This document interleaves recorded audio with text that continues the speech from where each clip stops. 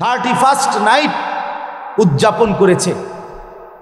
রাত 12টার পরে গান বাদ্য নেচে গেয়ে আতশবাজি ফানুস উড়াইছে, সারা শহর বর্ণিল সাজে আলোকিত করে ফেলছে এবং নেচে গেয়ে ফুর্তি করছে। এখানে মোট ইসলামের দৃষ্টিতে সুস্পষ্টভাবে 3টা নিষিদ্ধ বিষয় স্পষ্ট আছে, মোটা দাগে, ছোট ছোট ব্যাখ্যা করলে আরো অনেক। 1 নাম্বার হলো এই 31st নাইট অর্থাৎ ইংরেজি বছরের শেষ দিনকে বিদায় দেওয়া, ইংরেজি বছরের নতুন দিনকে বরণ করা। এটা সরাসরি রোমান মুশরিক যারা সূর্যের পূজা করত, সেই মুশরিক বেঈমান কাফেরের সরাসরি সংস্কৃতি। এই রোমের একজন রোমানদের দেবতা ছিল জানুস দেবতা। এই দেবতা তার নামেই জানুয়ারি, এই জানুয়ারি মাসটার নাম রাখছে এই দেবতার নামে। আজকের এই ইংরেজি ক্যালেন্ডার, গ্রেগরিয়ান ক্যালেন্ডার, যেটারে জুলিয়ান ক্যালেন্ডারও বলে, এখানে একজন আপনার মোবাইলে সার্চ দিলেও পাওয়া যাবে এই জানুস দেবতা, যাকে স্মরণ করে এই 31st নাইট করা হয়। ইংরেজি বছরের শেষ দিন, নতুন বছরের প্রথম অংশ, রাত 12টার পরে 0 আওয়ারে কিছুক্ষণ সময় নতুন দিন শুরু হয়, পুরাতন বছর শেষ হয়। এখানে সরাসরি একজন দেবতা, এই রোমানদের দেবতাটা 2 মুখা দেবতা, ছবিটা আছে, দেবতার 2টা মুখ, একটা সরাসরি এরকম 2টা মুখ, এদিকে একটা মুখ, এদিকে একটা মুখ, 2টা মুখ এরকম লাগানো। ওই নাফরমান বেঈমানরা মুশরিকরা 31শে ডিসেম্বর রাত 12টা বাজলে তারা 0 আওয়ারে নতুন সময়ের মুহূর্তে এই টাইমটাতে পিছনের মুখের কাছে গিয়া ওই দেবতার একবার দেবতার কাছে হাত জোর করে বিগত বছরের জন্য ক্ষমা প্রার্থনা করত, আর সামনের মুখের কাছে আইসা নতুন বছরের জন্য সুখ আর সমৃদ্ধি কামনা করত। এই হইল 31st। তাহলে সরাসরি কোন মুসলমানের বাচ্চা যার রক্তে ইসলাম আছে, যার মার পবিত্র দুধ খাইছে, মুসলমানের ঘরে জন্ম নিছে, এমন মুসলমানের বাচ্চা 31st নাইট উদযাপন করতে পারে না।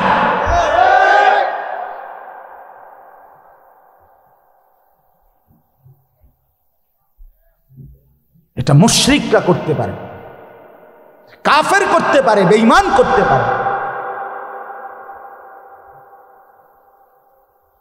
দুর্ভাগ্য আমাদের, দুর্ভাগ্য। অসংখ্য সুবিধাভোগী মিডিয়া এটাকে ফলাও করে প্রচার করে।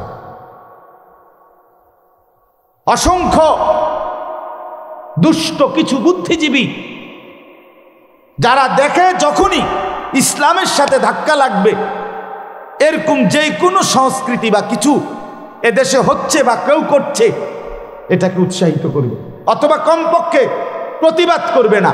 কারণ যাই হোক, ছেলেদের পোলাটা নষ্ট হয়ে যাক, কিন্তু ইসলামের মধ্যে তো ধাক্কা লাগছে। কথা বুঝছেন? এজন্য সরাসরি এটা মুশরিকদের কালচার, মুশরিকদের কালচার। আগামীর 14ই ফেব্রুয়ারি সরাসরি বেঈমানের কালচার, মুশরিকের কালচার। রক্তে যার ঈমান আছে, মায়ের পবিত্র দুধ যে খাইছে, সেইটা করতে পারে। কিন্তু ওই যে হারায় গেছে, জিন্দিগি হারায় গেছে, হেরে গেছে শয়তানের কাছে, হেরে গেছে বেঈমানের কাছে, হেরে গেছে মুশরিকের কাছে, এক সামান্য মোবাইলের কাছে হেরে গেছে, এক নর্তকীর কাছে হেরে গেছে। এই জন্য এই দুরবস্থা।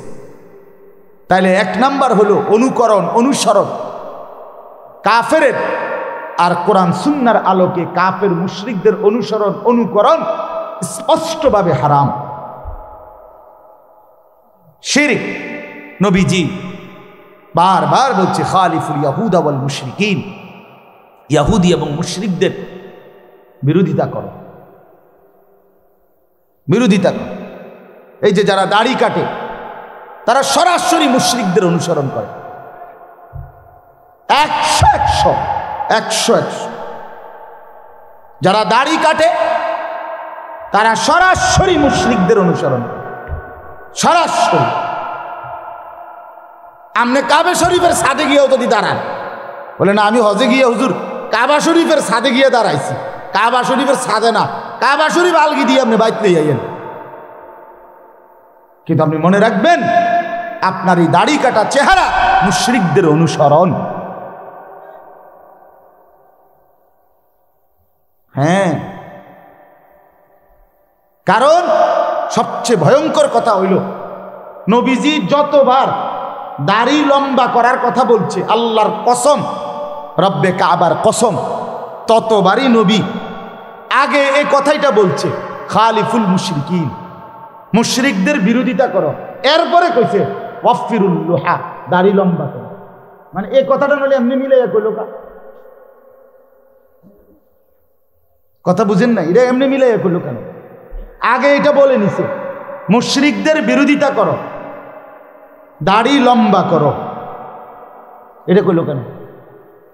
দাড়ি লম্বা করে এমনি না কইব, এটার লোকে আবার হেটা কইল কেন? আগে এটা বলে নিছে মুশরিকদের অনুসরণ। কোরআনুল কারীমের মধ্যে আছে যে তাদেরকে বন্ধু বানাবে, অনুসরণীয় বানাবে, ফাইন্নাহু মিনহুম, আল্লাহ বলছে সে তাদেরই অন্তর্ভুক্ত।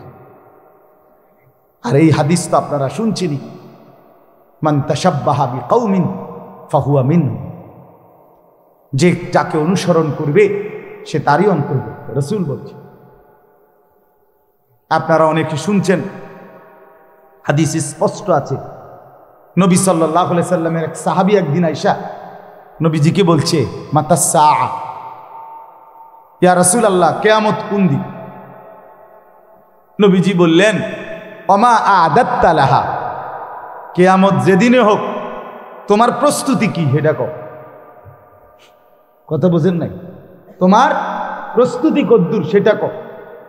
ওই সাহাবী বললেন ইয়া রাসূলুল্লাহ সাল্লাল্লাহু আলাইহি ওয়াসাল্লাম, খুব নামাজ, খুব রোজা, খুব দান সদকা আমি দুর্বল মানুষ করতে পারি নাই, ফরজ ওয়াজিব তো পালন করি, কিন্তু খুব বেশি নফল নামাজ, খুব রোজা, দান সদকা করতে পারি না। কিন্তু একটা জিনিস ইয়া রাসূলুল্লাহ, 24 ঘন্টা আপনি রাসূলকে প্রচন্ড ভালোবাসি। ওয়ালাকিন্নী আহবাবতু, আপনাকে ভালোবাসি বন্ধু নবী, আপনাকে ভালোবাসি।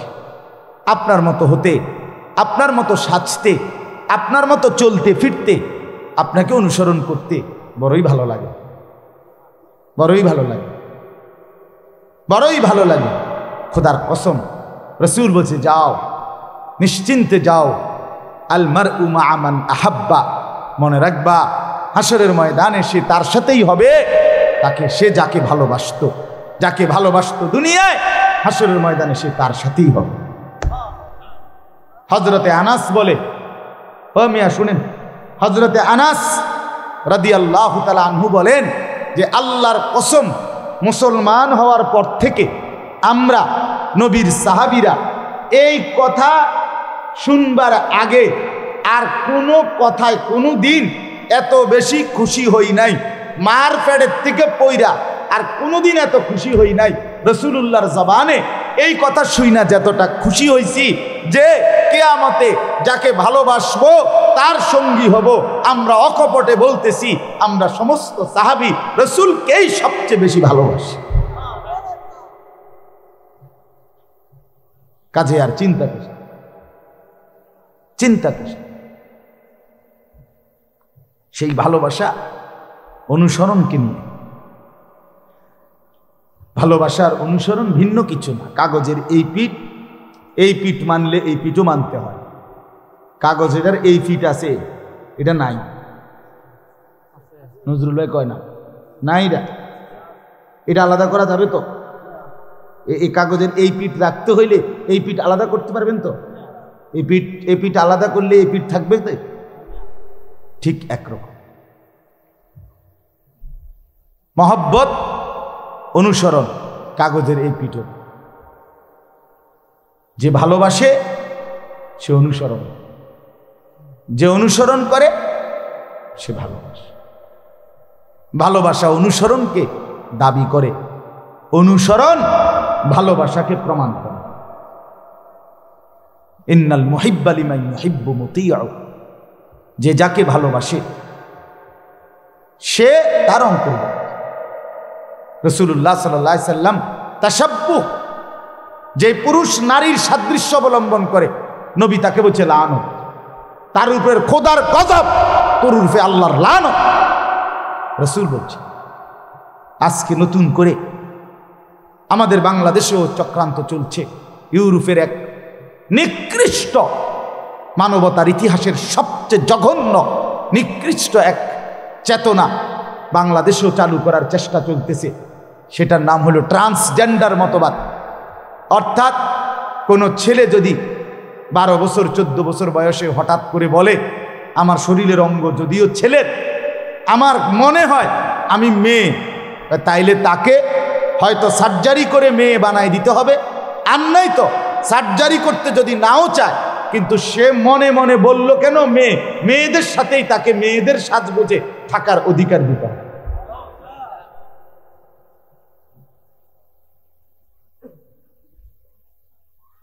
ট্রান্সজেন্ডার কোনো মেয়ে যদি 14 বছর 18 বছরের কোনো মেয়ে যদি বলে আমার দেহ যদিও মেয়ে কিন্তু আমার মন বলতেছে আমি ছেলে, তাইলে হয়তো তাকে সার্জারি করে ছেলে বানায় দিতে হবে কাটাকাটি করে, আর নয়তো সেটা যদি করতে না চায় এমনিতেই ছেলের বেশভূষা দিয়া তারে ছেলেদের সমাজে, ছেলেদের পরিবেশে, ছেলেদের সব অঙ্গনে থাকার সুযোগ দিতে হবে।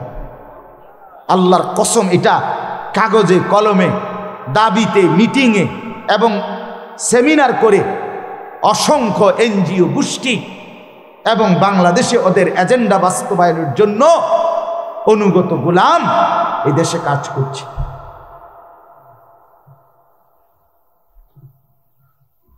মুরব্বীরা কব এটি কি তো এরকম কথা তো শুনছি না, আরো কত কিছু শুনছেন না আপনারা।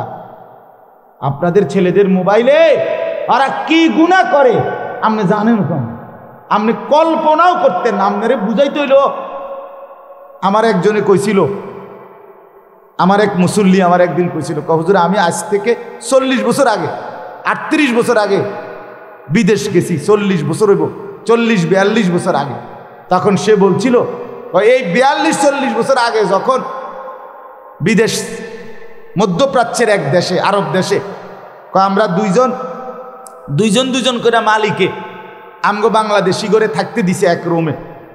তো মাস শেষে যখন বেতন দিছে দুজনের একটা রুমে, এই দুইজনের মধ্যে একজন ওইতের বেতনের টাকা কিছু চুরি করে লেছে।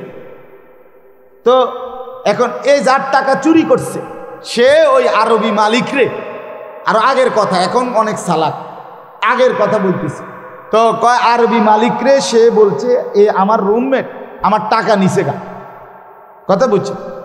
তো উনি বলতেছে হুজুর কসম, ওই আরবি মালিকরে এক টানা 2 মাস এইতে কথাটা বুঝাইতে চেষ্টা করছে যে এইতে আমার টাকা নিছে গা, হেইতে কথাটাই বোঝে না, হেইতে কয় না আমি তো তার বেতন দিছি, তে তোর টাকা নিবে কেন, মানে এই যে টাকা নিতে রে বেতন নেওয়ার পরেও এই কথাটাই হেতের মাথার ঢোকে না, কয় পারলই না বেটার এই কথাটা বুঝাইতে, কি রে হে চুরি করবো কি লেখা, এর তো কি দিছি, এই কথাটাই বুঝে। কয় উনি নিজে আমার সরাসরি বলছে হুজুর আমি নিজে ছিলাম, কয় হুজুর হে মালিক বুঝলই না এই কথাটা, না এটা হইব কেন, হে চুরি করবো কি লেখে, তুই কি কস বেটা, তারা তো কি দিছি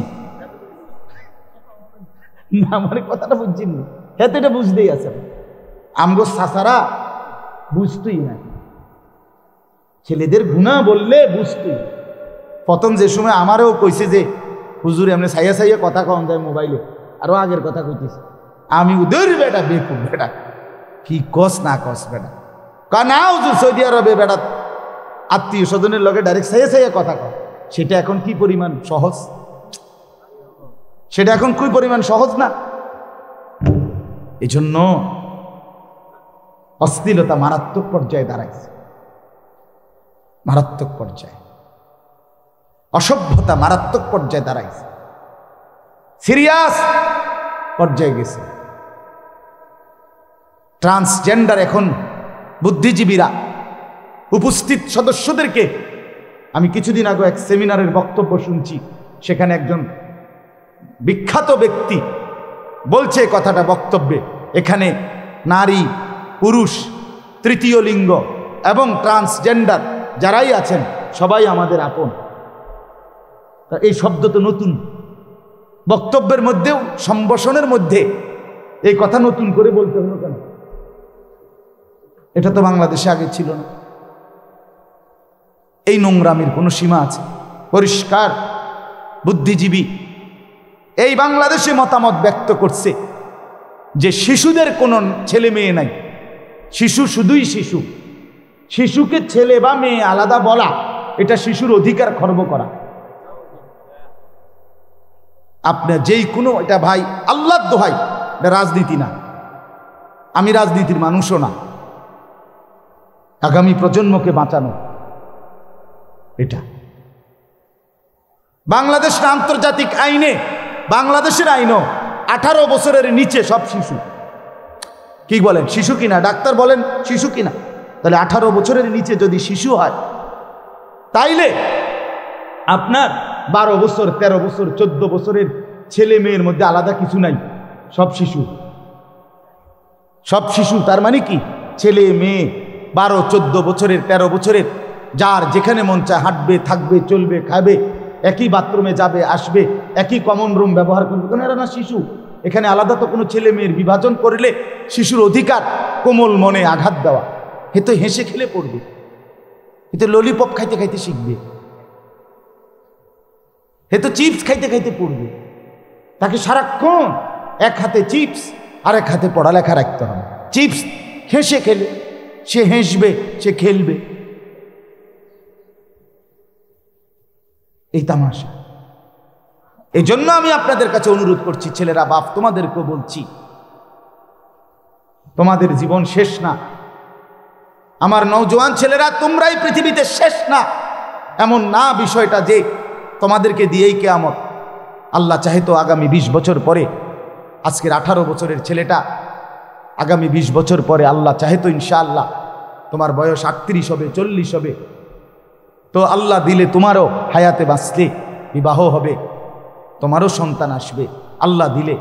আজ আমার 42 বছর বয়স, আমার 4টা সন্তান আছে। তাইলে আগামী সময়ে তোমরা ভাইয়া যদি চরিত্রহীনতার এই সয়লাবে পড়ে থাকো, এক ওয়াক্ত নামাজ পড়তে যদি মন না চায়, সারা দিন রাত যদি মোবাইলে উলঙ্গ ছবি দেখতেই মন চায়, তাহলে আগামী প্রজন্ম, তোমার হাতে যে সন্তান আসবে, সে কি করবে? বলো ভাই, সে কি করবে? সে কি করবে?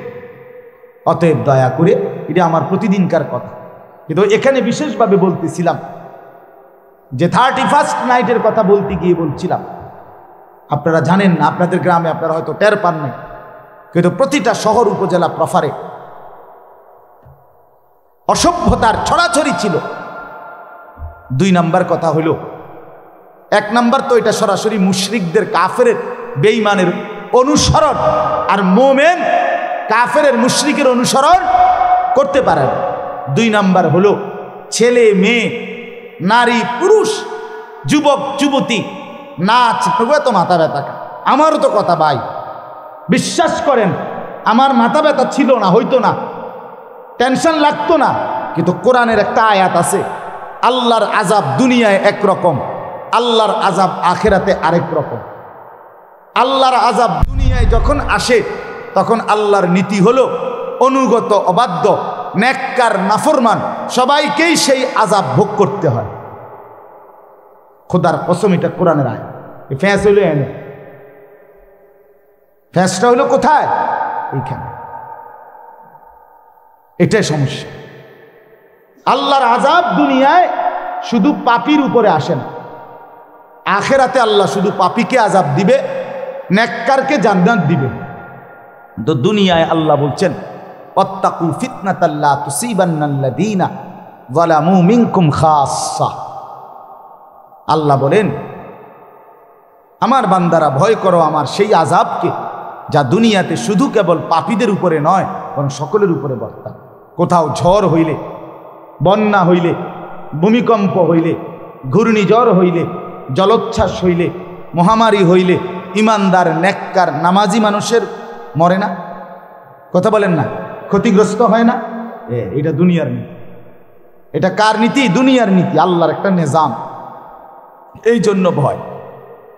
নাইলে তো আমরা আমার ফতে আমি, আমনের ফতে আমনে, না না। আযাব আসলে আমার ঘরও আক্রান্ত হবে, মুসিবত আসলে আমার মহল্লাও আক্রান্ত হবে। আল্লাহ আমাদেরকে বুঝ দান করেন। অতএব 31st নাইট মানে অসভ্যতা আর অশ্লীলতার প্রসার করা। 14ই ফেব্রুয়ারি বিশ্ব ভালোবাসা দিবস পালন করা মানে অসভ্যতা আর জেনা ব্যভিচারের প্রচার প্রসার করা। অতএব একজন মুসলমানের বাচ্চা, মুমিনের সন্তান, মুসলমানের ছেলে মেয়ে এত বড় জঘন্য পাপ করতে পারে না। শেষ 3 নাম্বার হইল, তৃতীয় হইল এই বেলুন, ফুটকা, আতশবাজি, ফানুস, এগুলো যা লক্ষ লক্ষ টাকা, কোটি কোটি টাকা খরচ করলো, গান বাদ্যের এই নাচ গান হলো, এখানে যত কিছু ব্যয় হইল, এই ব্যয়ের পিছনে যে খরচ হইল এটা সুস্পষ্টভাবে সরাসরি অপচয়। আর আল্লাহ তাআলা কোরআনুল কারীম স্পষ্ট বলছেন, অপচয়কারী সরাসরি শয়তানের ভাই, শয়তানের ভাই। কানু মিন ইখওয়ানিশ শায়াতিন, অপচয়কারী শয়তানের। ইন্নাল মুবাদ্দিরিন কুলু ওয়াশরাবু ওয়ালা তুসরিফু। আল্লাহ বলছে, বান্দা তোমরা খাও, পান করো হালাল, ওয়ালা তুসরিফু, অপচয় করো। ইন্নাল্লাহা লা ইউহিব্বুল মুসরিফিন, আল্লাহ অপচয়কারীকে পছন্দ করেন, পছন্দ করেন। অপচয় রাজার ভান্ডারও ফুরায় দেয়। অপচয় 7 রাজার ধনও কি করে দেয়? ফুরায় দেয়, ফুরিয়ে দেয়, শেষ হয়ে যায়, শেষ হয়ে যায়, শেষ হয়ে যায়। আমরা কিতাবে পড়ছি, উমাইয়া একজন খলিফা, তার 11 জন সন্তানকে মৃত্যুর সময় 11 লক্ষ দিনার স্বর্ণ মুদ্রা দিয়ে গেছিলেন। এক এক সন্তান 1 লক্ষ স্বর্ণ মুদ্রা, স্বর্ণের টাকা, স্বর্ণ মুদ্রা অনেক দামি, স্বর্ণ মুদ্রা করে দিয়ে গেছিল মৃত্যুর সময়। এক খলিফা, মুসলিম খলিফা, তার 11 জন সন্তানকে 1 লক্ষ করে 11 লাখ। কিন্তু সেই সন্তানরা অপচয় এবং অপব্যয় করে আল্লাহর নাফরমানি করেছিল।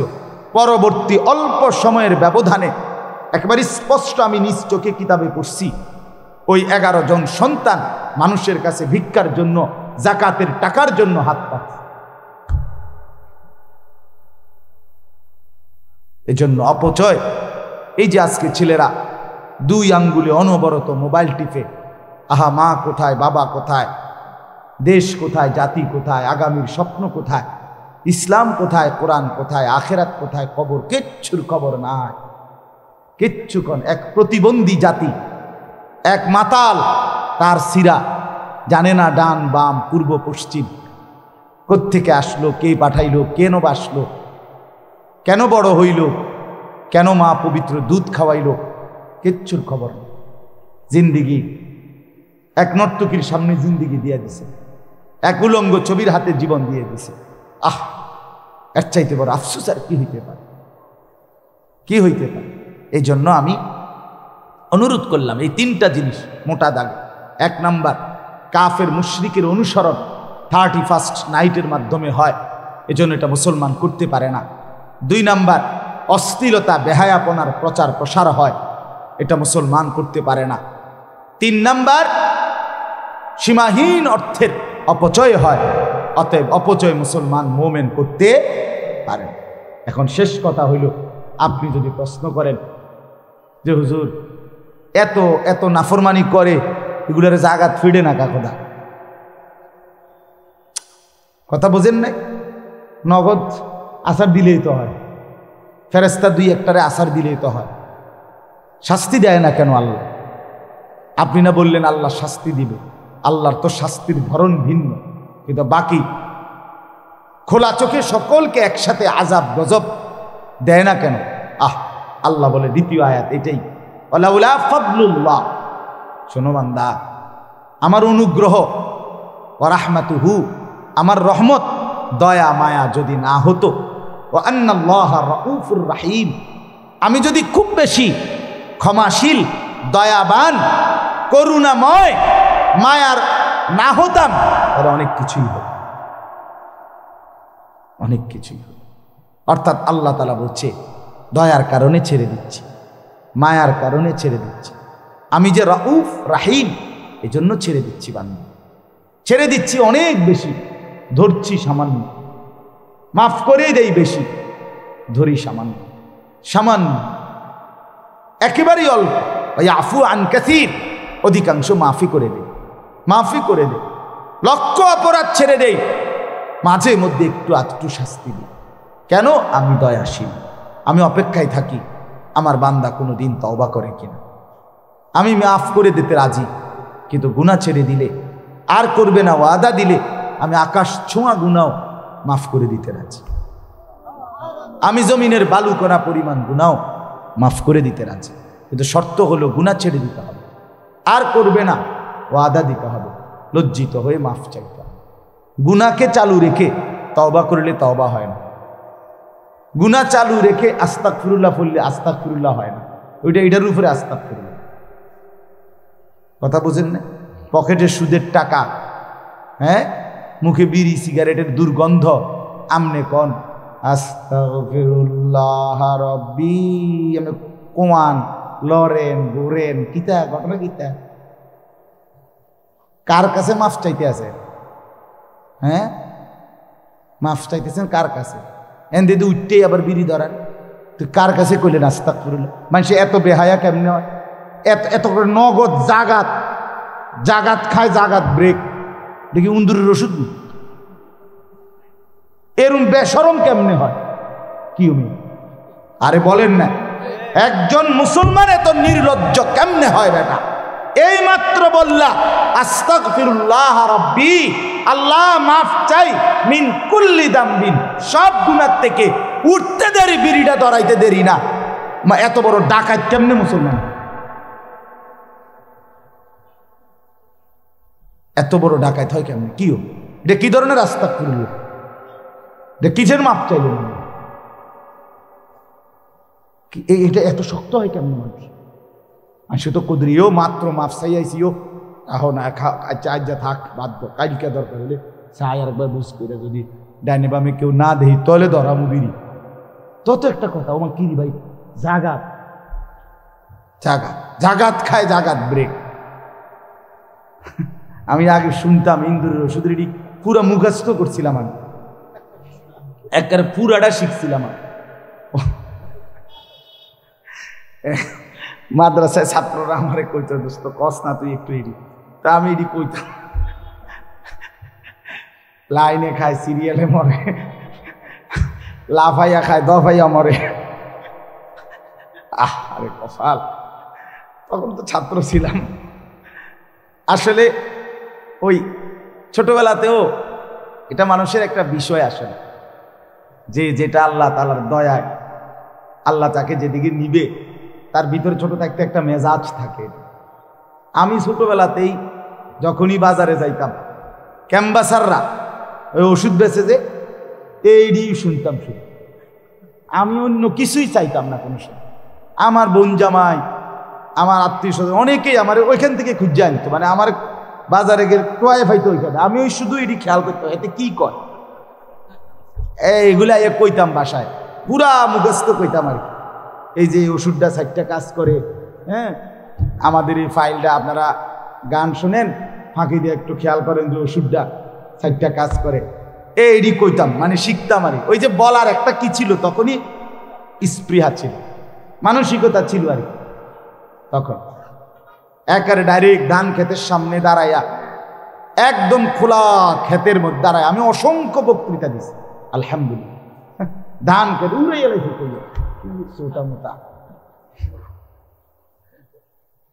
ক্লাস 4-এ যখন পড়ি, 4র্থ শ্রেণীতে, টুমচর মাদ্রাসায়, ফজরের আগে ফজরেরও আধা ঘন্টা 1 ঘন্টা আগে মাদ্রাসায় প্রতিযোগিতা কোরবানির শিক্ষা ও তাৎপর্যের উপরে বক্তৃতা দিমু। এই শিখছি ফজরের আগে উঠা 1 ঘন্টা ধরে এই বক্তৃতা, শুধু হাতলাইরা এই সেই কইতাম। আমার লজিং থাকতাম, তো লজিংয়ের মহিলা লজিং মাস্টার বেডির জামাই রে ঠেললে উঠাইছে, আগো হুজুর হুজুর আলগা ধরছে আমরা হুজুর। আমার সেই লজিং মহিলা আজও আছে, লজিং মাস্টারও আছে, আমি ওনার বাড়িতে অনেকবার গেছি। আর পরে তো ও বেড়া ধাপায় তাড়াতাড়ি আইয়া আমার আনসার করে ধরে কি তো হয়েছে বাজু তোর কি, আমি না কিচ্ছু না, আমার প্রতিযোগিতা। আলগাও ধরছে না, আমি অসুবিধা আপনি হঠাৎ তাই নাম আমার প্রতিযোগিতা নিয়ে আসো, আমি এনে আমারটা আমারে করতে দেন। যাই হোক, এটা এখন মনে হইল বললাম। তো যাই হোক, আমার বাপ বলার উদ্দেশ্য হইল তওবা ইস্তিগফারের অপেক্ষায় থাকে আল্লাহ। আর আল্লাহ তাআলা তওবা যদি দিল থেকে করে, গুনাহ ছেড়ে দেয় আর করবে না ওয়াদা দেয়, লজ্জিত আর অনুতপ্ত হয়ে চোখের ফোঁটা পানি পড়লে আল্লাহ তাআলার আরশে আজিম নড়ে ওঠে। কে পড়ে? আল্লাহ বলে, বান্দা 1 ফোঁটা পানি ফেলেছ আর করবা না, বললা ঠিক আছে যাও, গাফারতু লাকা ওয়ালা উবালি, কোনো পরোয়া না করে সব মাফ করব। এই জন্য বন্ধু ফিরে আসে, নিজের অসভ্যতা, নোংরামি, অশ্লীলতা, বেহায়াপনা থেকে নিজেকে বাঁচাই। ছেলেরা বাপ, জীবনটা তোমারটা তোমারই, আমার পথে আমি, তোমার পথে তুমি, বন্ধু আমরা। আল্লাহ তাআলা আমাদের প্রত্যেককে ভালো হওয়ার তৌফিক দান করেন। আমাদের এই মাদ্রাসা আল্লাহ কবুল করেন। দেখেন, অনেক পুরাতন মাদ্রাসা, আল্লাহর দয়ায় মাদ্রাসাটা আলহামদুলিল্লাহ আগের চাইতে ভালো চলতেছে। কারো আমার দয়া করে হাত জোর করে অনুরোধ, না আমি স্থায়ী, না আপনারা স্থায়ী, না আমার হায়াত চিরন্তন, না আপনাদের হায়াত চিরন্তন, কোনোভাবে আমার দ্বারা বা আপনাদের দ্বারা, কারো দ্বারা, কারো হিংসা, কারো বিদ্বেষ, কারো ষড়যন্ত্রের দ্বারা আল্লাহর দোহাই এই মাদ্রাসাটা যেন বন্ধ না হয়। বলেন ইনশাআল্লাহ। কেউ হিংসা করবেন না, কেউ না, কেউ না। দলাদলি বাইর করেন না, দলাদলি বাইর করেন না। আল্লাহর কোরআন যে বাচ্চা হাফেজ হবে, যে বাচ্চা কোরআন পড়বে, যে বাচ্চাগুলো পুরস্কার নিল, ওরা মালিকের কোরআন পড়ে, আমনের বাফেরও না, আমার বাফেরও। অতএব আল্লাহর কোরআন এর বাধাগ্রস্ত করবেন। আপনি হিংসা করেন, হিংসুকের সবচেয়ে বড় ক্ষতি, হিংসুক তার আখেরাত রাসূল বলছে এভাবে নষ্ট করে, কামা তাকুলুন নারু আল হাতাব, যেমন শুকনা লাকড়িতে আগুন লাগাইলে লাকড়িগুলো ক্ষণিকের মধ্যে জ্বলে পুড়ে ছাই হয়ে যায়, হিংসুক তার পুরা জিন্দিগির নেক আমল এভাবে জ্বালায় ওঠে। এজন্য দয়া করে মাদ্রাসাটা দেখতে দেখতে কতগুলো মানুষ এই মীর বাড়ির চলে গেল, ফরিদ স্যার চলে গেলেন, আব্দুর রশিদ স্যারকেও আমি দেখছি, আমারে মহব্বত করতেন সোনাকান্দা থাকতে। আর ফরিদ স্যার তো চোখের সামনে আমরা বারবার দেখছি। এখন আমাদের ডাক্তার সাহেব জয়নাল আবেদিন মীর সাহেব আছেন, এরপরের জেনারেশন আমাদের আব্দুল মুমিন ভাই, মারুফ ভাই, সবার নাম আমি তো জানিও না, মনে থাকে না আমার, ওনারা আছেন, আপনারাও আছেন, সবার আন্তরিকতা আছে আমি জানি। মাদ্রাসায় আমার এই সোমবার আমি ব্যক্তিগতভাবে, এটা আমার একটা ব্যক্তিগত দিন, অর্থাৎ সোমবার আজকে ছিল, সোমবার আমার মাদ্রাসায় থাকার দিন, আমার মাদ্রাসা, আমি সোমবার দিন মাদ্রাসায় থাকি। কিন্তু কামরুল মাহমুদ ভাই তারা বলার পরে যে হুজুর শায়েখ ডেট দিছেন, এরপরে আমি আর কিচ্ছু বলি না, আমি বলছি ঠিক আছে আমি আসবো, আমি এই জন্য আসছি। এই জন্য শুধুই একটা, এখানে আইসা দলবাজি করা, এখানে আইসা আপনাদেরকে মুরিদ বানানো, এখানে আইসা আপনাদেরকে বিভক্ত করা, আপনাদের মধ্যে যেই কোনো কিছু নিয়ে ঝগড়া বাজায় দেওয়া, খোদার কসম আমার উদ্দেশ্য না। যদি বলেন আর কোনো দিন আসবো না, কোনো অসুবিধা নেই, কোনো সমস্যা নেই, ভালোবাসার টানে আসা, মহব্বতের টানে। কামরুল এ সব সময় জ্বালাতন করে, হাসান ভাই তারা বেশি বিরক্ত করে যে হুজুর এবছর তো আমরা ডেট পাইলামে না, এই কারণে আসা। এই জন্য দয়া করে, কোনো স্বার্থ নাই, আমরা প্রত্যেকে নিঃস্বার্থ প্রতিটা মাদ্রাসাকে ভালোবাসি, ঠিক আছে ইনশাআল্লাহ। আল্লাহ আমাদেরকে তৌফিক দান করেন। প্রত্যেকেই পকেটে হাত দিয়ে, মাদ্রাসার অনেক জরুরত আছে, কাজ আছে, ঋণ আছে, সবাই কম বেশি কিছু কিছু করে আবারও ভালোবাসার তাগিদে দান করেন। 2টা মিনিট 4টা মিনিট দেন, 2-1জন ভাই দাঁড়ান অথবা এখান থেকে যান, বড় ছাত্র আপনারা দেন। আর যদি কেউ পরে দিবেন বলেন তো পরে দিয়ে লিখবে, অথবা নগদ দিবেন আরো বেশি তো দেন। আমার কথা হইল প্রত্যেকেই মাদ্রাসায় সহযোগিতা করে। বলে হুজুর আগে দিছেন দেখে এবার দিতে দিতেছি। আবার মাশাআল্লাহ, আমাদের ফরিদ স্যারের ছোট মেয়ে মারুফ ভাইয়ের বোন, উনি মাদ্রাসায় নগদ 10,000 টাকা দিচ্ছেন। আল্লাহ কবুল করেন, আলহামদুলিল্লাহ। আর কেউ বলেন ওই হাসান ভাই ওইখানে কেউ পাঠা যা, ওইখানে যাবে কে? ভিতরে আপনাদের বুঝের কেউ পাঠা। উত্তর পাজির পারের কাউসার আলম 10,000 টাকা। আল্লাহ কবুল করেন, মাশাআল্লাহ, আলহামদুলিল্লাহ। শ্রীরামপুরের আবুল বাশার মাস্টার 2,000 টাকা। আল্লাহ কবুল করেন, দেন। আর কেউ দিবেন? দিঘিরপাড় গ্রামের বাদল মিয়া 3,000 টাকা। আল্লাহ কবুল করেন, মাশাআল্লাহ। বিদেশি কোন দেশের? আজম ভাই বিদেশি, সৌদি প্রবাসী, উনি দিচ্ছেন নগদ 10,000 টাকা। আল্লাহ কবুল। মনির মোল্লা, হ্যাঁ দিঘিরপাড়ের মনির মোল্লা ভাই নগদ 5,000 টাকা। আল্লাহ কবুল করেন। ইকবাল ভাই গেছে গানা আইছিল বলে, মাশাআল্লাহ মাশাআল্লাহ, বহুত মহব্বতের আমগো, আমার শায়েখের কলিজার টুকরা আল্লামা মুফতি মুশতাকুর নবী সাহেবের, আমাদেরও অনেক ভালোবাসার মানুষ। ইকবাল চেয়ারম্যান, ইকবাল ভাই চেয়ারম্যান রামচন্দ্রপুর ইউনিয়নের, নগদ 20,000 টাকা দিয়েছেন। আল্লাহ কবুল করেন, আলহামদুলিল্লাহ। মোহাম্মদ জামাল মিয়া সৌদি প্রবাসী, কত? 5,000 টাকা। আল্লাহ কবুল করেন, আলহামদুলিল্লাহ।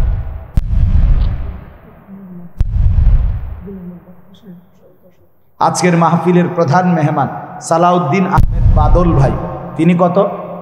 10,000 টাকা। আল্লাহ কবুল করেন, মাশাআল্লাহ, আলহামদুলিল্লাহ। আর কেউ?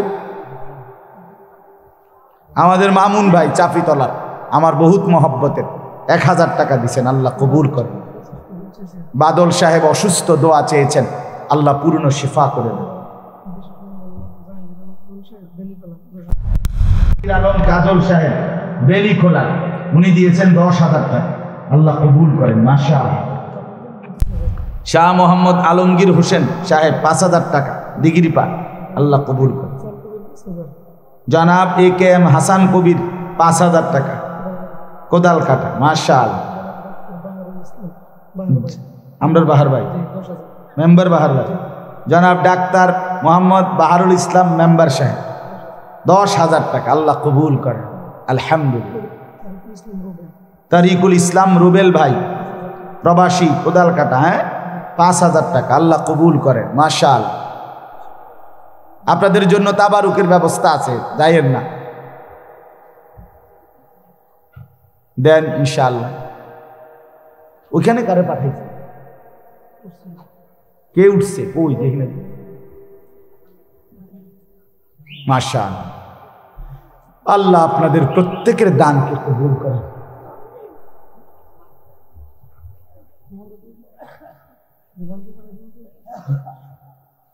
আল্লাহুম্মা সাল্লি আলা আব্দুল বাসির ভাই, আমাদের আব্দুল বাসির ভাই, ওই যে মহিলা মাদ্রাসার নজরুল ভাইদের ভাই বলে আসছে বিদেশ থেকে, দেখছেন? আমি ওই দিন দেখা হয়েছে শ্রীকায়, 1,000 টাকা। আল্লাহ। হুমায়ুন ভাই 200 টাকা। আল্লাহ কবুল করে।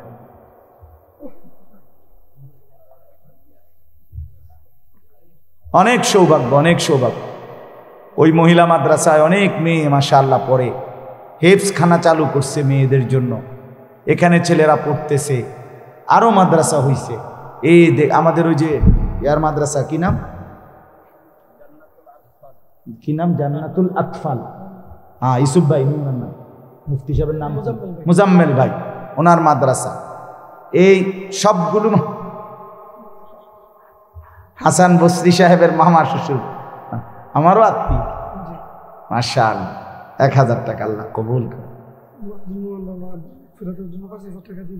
আব্দুল মোমেন ভাই ওনার আব্বার দোয়ার জন্য উনি 5000 টাকা দিবে ইনশাআল্লাহ, আল্লাহ কবুল করে। ওনারা 3 পরিবার মিরবাড়ি না মাহফিলের খরচের জন্য 10,000 করে 30,000 টাকা দিয়েছেন, আল্লাহ কবুল করেন। মাশাআল্লাহ, আলহামদুলিল্লাহ, আল্লাহ বরকত দান করেন। বিলাল ভাই কন্ট্রাক্টর বিলাই, হ্যাঁ বিলাল ভাই 3000 টাকা, আল্লাহ কবুল করেন। মাশাআল্লাহ, আলহামদুলিল্লাহ। আর আল্লাহুম্মা সাল্লি আলা মুহাম্মাদ ওয়া আলা আলি মুহাম্মাদ কামা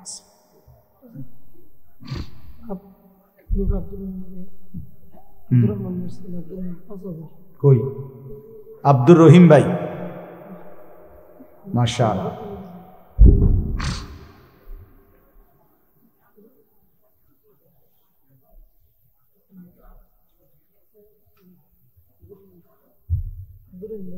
আব্দুর রহিম ভাই 5000 টাকা, আল্লাহ কবুল করেন। আলহামদুলিল্লাহ। আমরা শাহজালাল ভাইয়ের ছোট ভাই টাকার ঘোষণা নিয়ে আসতেছি, তো তাহলে তুমি সামনে আইছো কেন? টিহার কথা কও। কত? 5000 টাকা। এর নাম সুমন? হ্যাঁ জানি তো, এটা তো আমিই কইলাম শাহজালাল ভাইয়ের ছোট ভাই সুমন ভাই 5000 টাকা। এটা তো আপনার শুধু ব্যক্তিগত, শাহজালাল ভাই তো না, এটা কথা কয় না, এটা আপনার না শাহজালাল ভাই?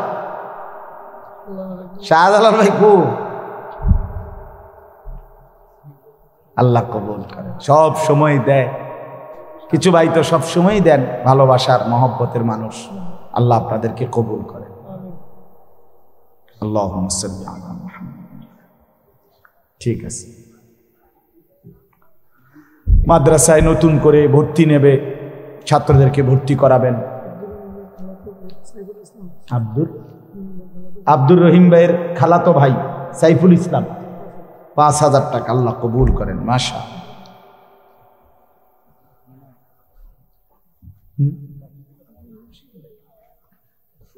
হ্যাঁ, আলামিন মুন্সি ভাই কো? সংগ্রামী আলামিন মুন্সি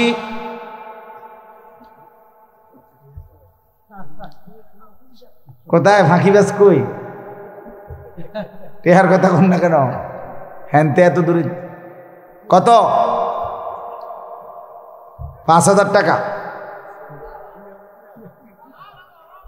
মানে এটা হলো বিজয়, ঝাল আগে তা দিব। আলামিন ভাই 2000 টাকা, আল্লাহ কবুল করেন। আলহামদুলিল্লাহ। আল্লাহুম্মা সাল্লি আলা মুহাম্মাদ ওয়া আলা আলি মুহাম্মাদ কামা সাল্লাইতা। আসলে বাস্তবতা হইল আটকাবে না, দিনই কাজ আটকায় না, শুধু দিল থাকলে হয়। মালিক দিল দেখে, আল্লাহ দিল দেখে। আন্তরিকতা নিয়ে আমাদের হাসান ভাই, মীর বাড়ির সবাই, মহল্লাবাসী সবাই, আমাদের উস্তাদগুলোও মেহনত করে এবং মাশাআল্লাহ এই সব উস্তাদ মিলে মিশে মাদ্রাসার ভালো অবস্থানে আগাইছে। এই জন্য সবার আন্তরিকতা, আমার শায়েখ দামাত বারাকাতুহু আল্লামা মুফতি মুশতাকুন নবী কাসিম হযরত নিজে আলাদাভাবে এই মাদ্রাসা চিনে দোয়া করছে। তাইলে এর আগে জনাব আব্দুর রশিদ মীর সাহেব, ওনার আমলেও কত বুজুর্গানে দিন ফুরফুরার আল্লাহওয়ালারা বারবার এখানে আসছেন, এই মাদ্রাসার জন্য দোয়া করছেন। 1000 মাশাআল্লাহ।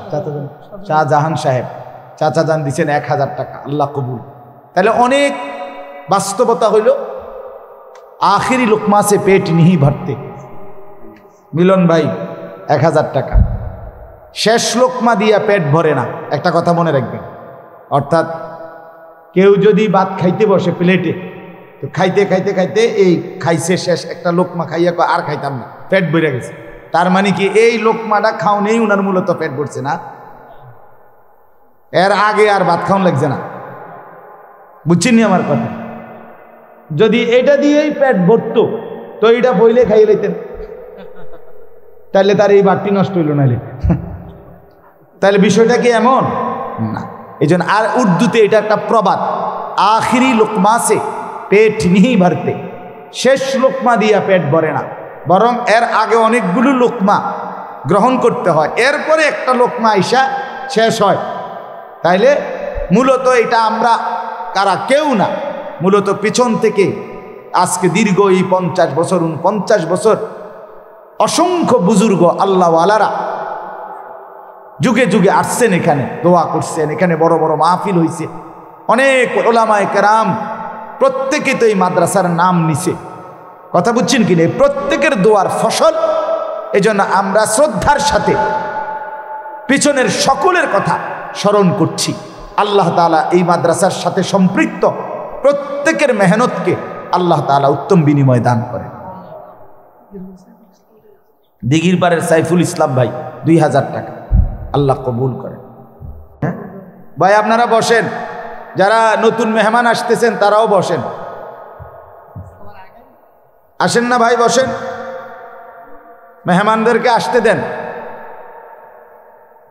কিছু মাহফিলের মেহমান থাকে যারা মূলত শুধুই মেহমান, শ্রোতা না, ওনারা ওনাদেরকে মেহমানদারিও করতে হয়, কি করার আছে, ওনারা যেহেতু মেহমান, মেহমানকে সম্মান করা তো রাসূলুল্লাহর সুন্নাত, এই হিসাবে মেহমানদেরকেও আসতে দেন। ওনারা ওয়াজ শুনতে আগ্রহী না, মেহমানদারি গ্রহণ করতে আগ্রহী, তো ঠিক আছে, কেউ খাইতে থাকুক, কেউ শুনতে থাকুক, আল্লাহ তৌফিক দান।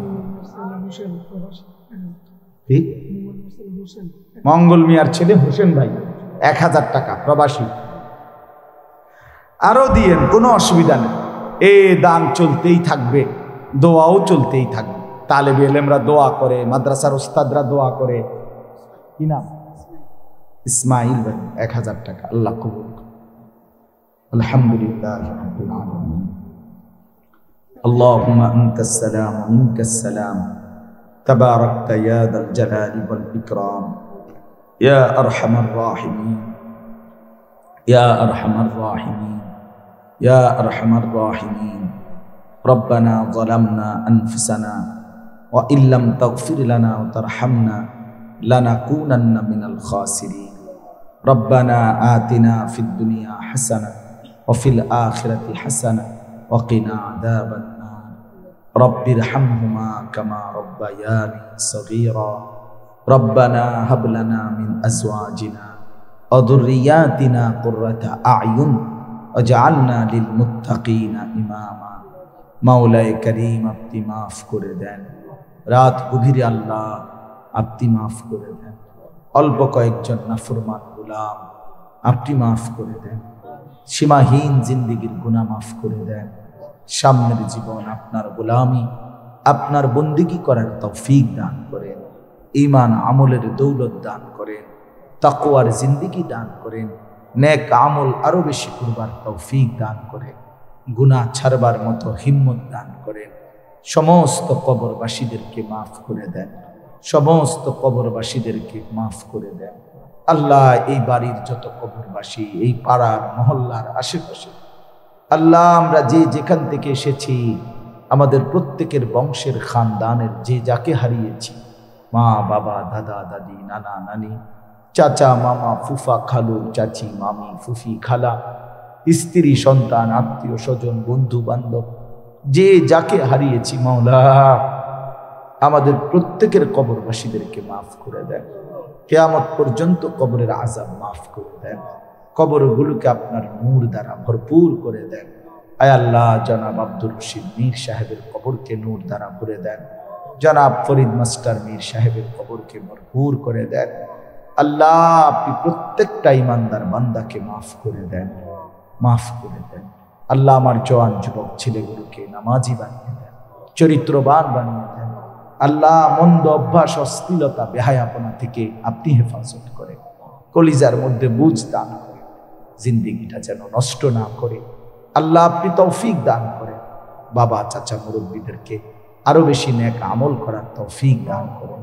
মা বোনরা পর্দার আড়ালে, আল্লাহ প্রত্যেকটা মা বোনকে নেক জিন্দেগি দান করেন, আমলের জিন্দেগি দান করেন, পর্দা পুশিদার জিন্দেগি দান করেন, পবিত্রতার জিন্দেগি দান করেন। আজকের মাহফিল কবুল করে নেন, আজকের মাহফিল কবুল করে নেন। আল্লাহ এই মাদ্রাসা আপনি কবুল করে নেন, মাদ্রাসা আপনি কবুল করে নেন। মাদ্রাসার সমস্ত দান সাদাকাত একেবারে প্রথম দিন থেকে এই পর্যন্ত যে যা দিয়েছে আল্লাহ আপনি প্রত্যেককে উত্তম বিনিময় দান করেন, প্রত্যেকের নেক মাকসাদ পূরণ করে দেন। প্রত্যেকটা দানশীল বাবা ভাই মা বোনের খানদান বংশের কবরবাসীদেরকে মাফ করে দেন মাওলা, মাফ করে দেন মাওলা, মাফ করে দেন আল্লাহ। এই মাদ্রাসাকে কেন্দ্র করে মহল্লার অসংখ্য মানুষ একসাথে জুড়ে আছে। আল্লাহ এই ভালোবাসার সম্পর্ক বজায় রাখার তৌফিক দান করেন। ছাত্রগুলোকে কবুল করেন, ওস্তাদদেরকে কবুল করেন, বাড়ির সকল ভাই বোনদেরকে কবুল করে নেন, আশপাশের সকলকে কবুল আর মঞ্জুর করে নেন। সবগুলো মাদ্রাসায় আপনি বরকত দান করেন, আশেপাশের সবগুলো মাদ্রাসা আপনি কবুল করে নেন। আল্লাহ আমার নজরুল ভাই বা সির ভাইদের মাদ্রাসাতেও আপনি বরকত দান করেন। মৌলানা মুজাম্মেল হক সাহেবের মাদ্রাসাতেও আপনি কবুল করে নেন। আল্লাহ কাগাতুয়া গ্রামও আমাদের মাদ্রাসা চালু করে দেন। আল্লাহ আমাদের কুড়াখাল মাদ্রাসাও আপনি কবুল করে নেন। আল্লাহ আমাদের সবগুলো মাদ্রাসা আপনি কবুল করে নেন। আরও দিনই ফিকির করবার তৌফিক দান করেন। আল্লাহ যে বাচ্চাগুলো আজকে পুরস্কার পেয়েছে এদের আখেরাতেও পুরস্কৃত হওয়ার তৌফিক দান করেন। আল্লাহ সমস্ত অভিভাবকদেরকে কবুল করেন, নতুন উপযুক্ত আরও ছাত্র মিলায় দেন, ওস্তাদ মিলায় দেন।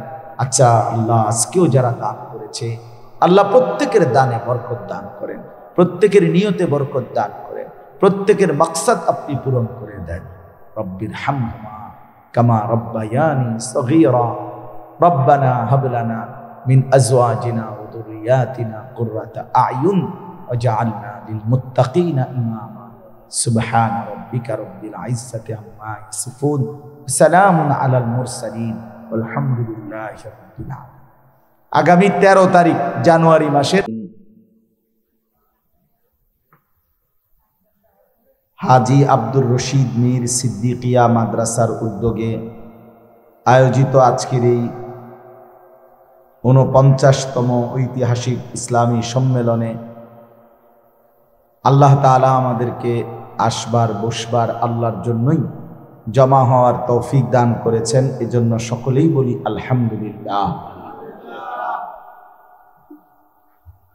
মুআজ্জাজ মুহতারাম হাজিরিন, আজকের এই মজলিস, আজকের এই মাহফিল আলহামদুলিল্লাহ ইতিমধ্যে আমার পরম শ্রদ্ধেয় শায়েখ আরিফ বিল্লাহ হাকিমুন নফস আল্লামা মুফতি মুশতাকুন নবী কাসিমি হযরত দামাত বারাকাতুহুম বয়ান করেছেন। মূলত হযরতেরই মাগরিব বাদ একটা বয়ান খালি পাওয়া গেছিল হঠাৎ, কোনো কারণে হয়তো মাগরিব বাদ বয়ানটা অন্য কোথাও বাদ গেছে। এই জন্য সাথে সাথেই আমাদের মাওলানা কামরুল, মাওলানা হাসান বসরি ভাই তারা এই ডেটটাকেই সাথে সাথেই কনফার্ম করে আমাকে জানাইছিল। আমি নিজেও ভাবতেছিলাম 1 জানুয়ারি নির্বাচনকালীন পূর্ব সময়ে মাহফিল ঠিক মতো কতটুকু হয় না হয়, 2-3 বারই ভাবতেছিলাম, জিজ্ঞাসা করছি, কথাবার্তাও বলেছি। আলহামদুলিল্লাহ এরপরেও আল্লাহ তাআলার দয়ায় আপনারা সবাই এসেছেন। নিঃসন্দেহে এটা প্রমাণ করে আমাদের কলিজার ভিতরে আল্লাহ তাআলার মহব্বত, আখিরাতের ফিকির আছে। বলেন আলহামদুলিল্লাহ। হযরত দামাত বারাকাতুহুম সন্ধ্যাবেলায় মাগরিবের পরে গুরুত্বপূর্ণ নসিহত করেছেন এবং তারপর এতক্ষণ পর্যন্ত আমাদের পরম শ্রদ্ধেয় অনেক অনেক মহব্বতের আল্লামা মুফতি আমজাদ হুসাইন সাহেব দামাত বারাকাতুহুমুল আলিয়া তিনি বয়ান করলেন। আমি মূলত ওনার মাদ্রাসাতেই ছিলাম, মুরাদনগর বড় মাদ্রাসায়। আমি বয়ান করে ওখান থেকে এখানে আসছি। উনিও আমার আগে কিছুক্ষণ সময় কথা বলে এখানে আইসা এরপরে বয়ান করছে। তো আলহামদুলিল্লাহ হযরত গুরুত্বপূর্ণ নসিহত করেছেন। ওনার বয়ান সবসময়ই গুরুত্বপূর্ণ হয় যদি কেউ মনোযোগ দেয়। কেউ যদি সুরের কাঙ্গাল হয়, চিৎকার চেঁচামেচির কাঙ্গাল হয়, তাইলে হয়তো কিছুটা কম বোঝে। বাকি মনোযোগ দিয়ে যদি কেউ শুনে, তো আল্লামা মুফতি আমজাদ হোসেন সাহেব দামাত বারাকাতুহুমের কথায় অনেক কিছু জানার, শেখার, বুঝার আছে। এটা গুরুত্বপূর্ণ, গ্রহণ করার আছে। আমার মাদ্রাসায় আপনারা অনেকেই জানেন, ময়নামতি সাহেবের বাজার প্রতি মাসের দ্বিতীয় শনিবার মাসিক ইসলাহি মাহফিল হয়। আগামী 13 তারিখ এই মাসে। তো আজকে প্রায় 3 মাস 4 মাসের জন্য আমি ধারাবাহিক আসর থেকে মাগরিব ঈমান, কুফর, শিরিক এই বিষয়ের উপরে আলোচনা করার জন্য আল্লামা মুফতি আমজাদ হোসেন সাহেবকে আমি নিজে দাওয়াত দিছিলাম। আলহামদুলিল্লাহ গত 2 মাস নভেম্বর, ডিসেম্বর বয়ান করছেন। আল্লাহ চাহে তো আগামী 13 তারিখও বয়ান করবেন এই বিষয়ের উপরে ধারাবাহিক। এবং আমরা আমাদের 2 জন উস্তাদকে দায়িত্ব দিয়ে ওনার এই বয়ান ধারাবাহিক রেকর্ড করাচ্ছি। এবং রেকর্ড প্রথম মাসের বয়ান পুরা কম্পিউটার কম্পোজ হয়েছে, লেখা হয়েছে। 4টা বয়ান মিলায়া একসাথে ঈমান, কুফর, শিরিকের উপর একটা ছোট বই বের করার আমার মাদ্রাসার থেকে আমাদের ইচ্ছা, ওনার বয়ান। তো এই জন্য আমি বললাম, আমি ব্যক্তিগতভাবে উপলব্ধি করি, আমি জানি, এটা বুঝি। আলহামদুলিল্লাহ আমার ব্যক্তিগত জীবনের, আমার ব্যক্তি জীবনের যে কোনো মাসআলা, ফতুয়া ওনার কাছ থেকেই আমি জিজ্ঞেস করি সবসময়, যে কোনো বিষয় সন্দেহযুক্ত মনে হইলেই। তো আপনাদের কাছে অনুরোধ, হযরত আপনাদের মাঝে গুরুত্বপূর্ণ কথা বলেছেন, আপনারা মনোযোগ দিয়ে শুনেছেন। আল্লাহ তাআলা আমাদের পেছনের এই 2 জন শায়েখের কথার উপরে আমাদেরকে আমল করার তৌফিক দান করে। যারা দাঁড়ায় আছে কষ্ট করে বসেন কিছুক্ষণ, যে কতক্ষণই ভালো লাগে বসেন। এরপরে কষ্ট মনে বসতে যদি অসুবিধা হয় ঠিক আছে, তো দাঁড়া। বাকি একান্ত কারণ ছাড়া বসলেই ভালো। বসে শুনলে আল্লাহর কথায় বরকত, আন্তরিকতা নিয়ে শুনলে বরকত হয়। দেখেন এই দুনিয়াটাই বিচিত্র দুনিয়া। আমরা দেখতেছি কিছু ছেলে পেলে, আপনারাই বুঝতেছেন, আপনাদেরই দেশের, মহল্লার, এলাকা, কিন্তু এত রাত হয়ে গেছে, 10টার উপরে বাজে, যে চিৎকার চেঁচামেচি হই হুল্লোড় কি নিয়ে করতেছে? সামান্য বুট, বাদাম, চটপটি, সামান্য কিছু এই সমস্ত ফালতু জিনিস, এইটার সামনে দাঁড়ায়া এই চিৎকার চেঁচামেচি হই হুল্লোড় হাঙ্গামা করার কি অর্থ আছে? একজন সুস্থ স্বাভাবিক মুসলমানের সন্তান, তার আকল হবে কখন? তার বুদ্ধি বিবেচনা হবে কখন?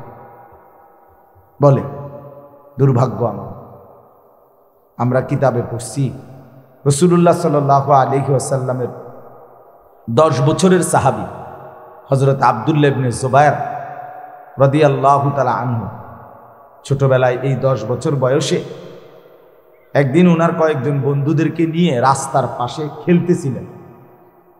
তখন হযরত ওমর রাদিয়াল্লাহু তাআলা আনহু আসতেছিলেন।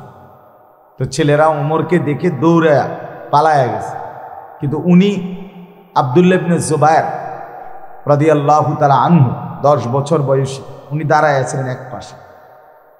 হযরত ওমর রাদিয়াল্লাহু তাআলা আনহু কাছে এসে জিজ্ঞেস করলেন, আব্দুল্লাহ, তোমার বন্ধুরা কোথায়? বলছে, সে তারা সব আপনারে দেখে পলাইছে। বলছে, তো তুমি গেলা না? তখন তিনি বললেন, এই ছোট্ট মিয়া, আমি এমন কোনো অপরাধ তো করি নাই যে কারণে আপনাকে দেখে আমি পলায়ন করতে হবে। 2 নাম্বার, রাস্তা এতটা সংকীর্ণ না যে আমি সরে যেতে হবে। রাস্তা তো রাস্তার জায়গায় খালি রাখছি আমি, আর আমি তো কোনো অপরাধও করি নাই। তখন কিতাবে লিখছে যে হযরত ওমর রাদিয়াল্লাহু তাআলা আনহু বুকে জড়াইয়া ওনাকে বলছিলেন, আব্দুল্লাহ, একদিন তুমি অনেক বড় হবে, সত্যি সত্যি পরবর্তীতে তিনি মুসলমানদের খলিফা বাদশাহ। এজন্য বললাম মুসলমানের অনুভূতি এমনই হওয়ার কথা ছিল, কিন্তু আজ হারায় গেছে। 14 বছর, 16 বছর, 18 বছরের ছেলেটা কি করে, কেন করে, কিচ্ছু বুঝে না, কিচ্ছু বুঝে। কেন সারাদিন হাঁটতেছে, কেন সমবয়সী বন্ধুদের সাথে ঘন্টার পর ঘন্টা আড্ডা দিতেছে। আহা, তার আখেরাত বাদ দিলাম, দুনিয়ার উন্নতিও এভাবে হবে না, এই কথাটাও তো সে বুঝে না। এর দুর্বিবেচনাও তো নাই। আমরা আমাদের সন্তানদের কি পরিমাণ ব্যর্থতার সাগরে ভাসায় দিলাম, ভাসায় দিলাম। এর চাইতে দুর্ভাগ্য আর কি। সে জানেই না কেন দৌড়াইতেছে, কেন হাঁটতেছে, কেন মোবাইল টিপতেছে, কেন এক ওয়াক্ত নামাজ পড়ে না। এই নামাজ না পড়ার মধ্যে তার সার্থকতা কি? তার এই চুলের ফ্যাশনের মধ্যে তার প্রাপ্তি কি? কি করতে চায়, কারে দেখাইতে চায়? কেন পেশাব করে পানি নেয় না? কেন কোনো মানুষ দেখলে সালাম দিতে শিখে না, জানে না? এই অসভ্য জঙ্গলি এভাবেই গড়ে উঠছে, বড় হচ্ছে। আহ, এটা কেমনে মেনে নেওয়া উচিত বলেন? এইভাবে বুঝি একটা জাতি, একটা প্রজন্ম, একটা গ্রুপ বুঝি শেষ হয়ে যাবে চোখের সামনে। এটা বুঝি কথা হলো, মেনে নেওয়ার কথা? এটা তো দুঃখের কথা, আফসোসের কথা। 2-4-20 জন মুরব্বীও যদি ভাবতো এই সমাজের ছেলেপেলেগুলোরই নিয়ে, তাইলেও সমাজের চরিত্র আর একটু ভালো হতো। তো মুরব্বীদেরও দুর্ভাগ্য, বিড়ি, সিগারেট, চা, বন, টেলিভিশন, চা দোকানের গপস, অথবা এমনি বসে থাকা ছাড়া আর কোনো কাজ নেই অধিকাংশ। ইল্লা মাশা আল্লাহ, কিছু তো ব্যতিক্রম আছেই, আর আকসার এই জিনিস। এই জন্য বললাম আমরা এটা ভাবা উচিত। আমরাই যদি না ভাবি আমাদের সমাজ নিয়ে, আমাদের পরিবার নিয়ে, নিজ ফ্যামিলি নিয়ে, আগামী সময়টা আমাদের চতুর্দিকে খুব বেশি পরিমাণ অন্যায়, অশ্লীলতা, বেহায়াপনা, অসভ্যতা, নোংরামি ব্যাপকভাবে ঘরে ঘরে ইঞ্চি ইঞ্চিতে ছড়ায় দেয়। চুলকানির চিকিৎসা না হইলে এটা সারা শরীরে অ্যালার্জি ছড়ায় যায়, সারা দেহে সংক্রমিত। বড় ছোট, আলেম, ওলামা, মুরব্বী, কিচ্ছুর কোনো ধার ধারে না ছেলে। নিজের মতো করেই মোবাইল টিপে, নিজের মতো ছবি তোলে, হাসে, হাঁটে, চলে। মানে কে কি মনে করবে আমারে, কিচ্ছুর সময় আর এর কাছে নেই। তাহলে এত লাওয়ারিশ, লাগাম ছাড়া আমাদের সন্তান হয়ে গেল। এজন্য বললাম, গতকালকে আমি ঢাকা চিটাগাং রুট, ওইখানে আমার বয়ান ছিল, মাগরিব বাদ বয়ান ছিল ঢাকা মোহাম্মদপুর, এরপরে রাষ্ট্রে বয়ান ছিল ঢাকা চিটাগাং রুট, সাইনবোর্ডের ওইদিকে। তো ওইখানে অনেক যুবক ছেলে, ওরা একটা মাহফিলের বড়সড় আয়োজন করছে। 31st night, 31শে December 31st night নামে যে রাত উদযাপন করে বর্তমান সময়ে, এর প্রতিবাদে আজকে কয়েক বছর ধরেই তারা করতেছে। আলহামদুলিল্লাহ, তারা অনেক সুন্দর, অনেক যুবক। রাত্র 12টা যখন বাজে বয়ানের, তো এই 12টা ঠিক বাজলে এরপরে কিছুক্ষণ, প্রায় 10-12 মিনিট টানা মাইক দিয়ে স্লোগান দেয়, নারায়ে তাকবীর, আল্লাহু আকবার, ধুমছে। এরপরে মুনাজাত হয় মাহফিল। মানে তাদের এটা তাদের একটা প্রতিবাদ যে নতুন বছরকে আমরা তাকবীরের মাধ্যমে, আল্লাহু আকবার ধ্বনির মাধ্যমে বরণ করে নিলাম। আমি গত বছরও গেছিলাম, এইবারও ছিলাম। এই জন্য বললাম, তখন দেখলাম ওইখানে তো একটা নির্দিষ্ট মাহফিলের প্যান্ডেল, কিন্তু ওই মুহূর্তে তার আগে পিছে পুরা চতুর্দিকে একসাথে কোনো দেশে যুদ্ধ লাগলে যেরকম আওয়াজ হওয়ার কথা, এই রকম মনে হয় যেন দেশটার মধ্যে, ঢাকাটার মধ্যে একটা যুদ্ধ লাগছে। এই পরিমাণ ফটকা বাজি ফুটানো হচ্ছিল এবং আতশবাজি ফানুস উড়ানো হচ্ছিল। হায় মুসলমান, কোত্থেকে নিল এই সভ্যতা? কার থেকে নিল? কেন নিল? কি করছে? কাকে বিদায় দিল? কাকে গ্রহণ করল? ছেলে মেয়ে নারী পুরুষের এই অসভ্যতা নোংরামির মধ্যে বিদায় হলো কার? আগমন হলো কার?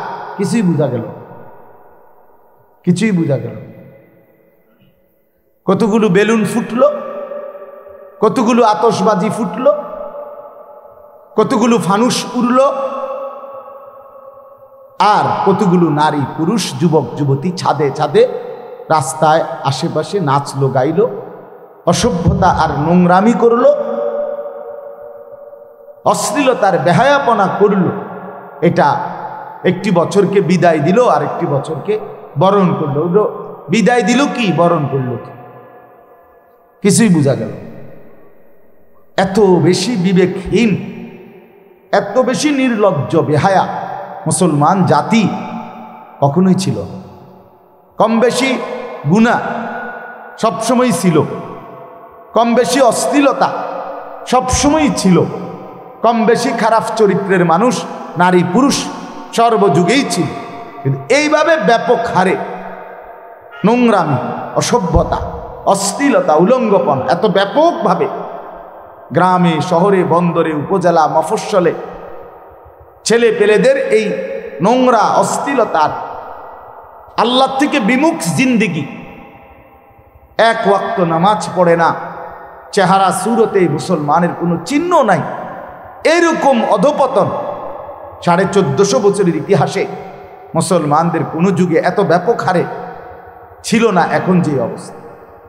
আর এটা যদি চলতে দেওয়া হয়, এভাবেই যদি সবাই মিলে হাল ছেড়ে দেয় শেষ পর্যন্ত, আগামী 20 বছর পরে মুসলমানের সন্তান মুসলমান কেমন হয় এটা খুঁজে নেওয়াই কঠিন হয়ে যায়। এটাই বাস্তবতা, এটাই বাস্তবতা। কঠিন হয়ে যাবে। মুসলমানের পরিচয় মুসলমান কেমন হয়, এখনো তো আলহামদুলিল্লাহ কিছু মাদ্রাসা চারদিকে ছোট বড় মেহনত করছে, দিবা নিশি মেহনত করছে। এরপরেও আপনারা জানেন না আমাদের মাদ্রাসাগুলো, আমরা আমাদের এই ছেলে পেলেদেরকে কোরআন শরীফ পড়াইতে গিয়া, নুরানি পড়াইতে গিয়া, নাজেরা পড়াইতে গিয়ে, হাফেজ হিফজ করাইতে গিয়ে কি পরিমাণ কষ্টের মুখোমুখি এখন, এটা যন্ত্রণা কি পরিমাণ ভাষায় প্রকাশ করা খুব কঠিন, খুব কঠিন। একটা বাচ্চা একবার বাড়িতে গেলে আরেকবার ফিরাইয়া আনতে কঠিন। 3 দিনের জন্য বাড়িতে গেছে, 3 মাসে মিললা মোবাইল যা টিপত 3 দিনে তার থেকে বেশি টিপা লাগছে। 3 দিন তার মা বাপ তার চেহারাও দেখে নাই। কিসের নামাজ, কিসের আখেরাত, কিসের ইবাদত, কিচ্ছুর কোনো হদিস নাই। অর্থাৎ অধিকাংশ ছেলেই পড়বে না। কেন পড়বে না? মোবাইল। বাড়িতে থাকবো, বাড়ির থেকে পড়বো, মানে হলো মূল কথা হলো বাড়ির থেকে পড়বে না। মূল কথা হলো বাড়িতে থাকলে যে কোনো কৌশলে হোক, তার মার হোক, বাইয়ের হোক, দুলাবাইয়ের হোক, চাচার হোক, শাস্কো ভাইয়ের হোক, অথবা আরেক ঘরের কোনো ছেলের হোক, কোনো না কোনো কৌশলে ছবি দেখতে পারবো, মোবাইল দেখতে পারবো, নাচ গান দেখতে পারবে। এই অসভ্যতার কারণে এই মানুষ। তাইলে আমরা মাদ্রাসার বাচ্চা গড়েও মাদ্রাসার বাচ্চাদেরকেও টিকাইয়া রাখা কঠিন হয়ে যায়।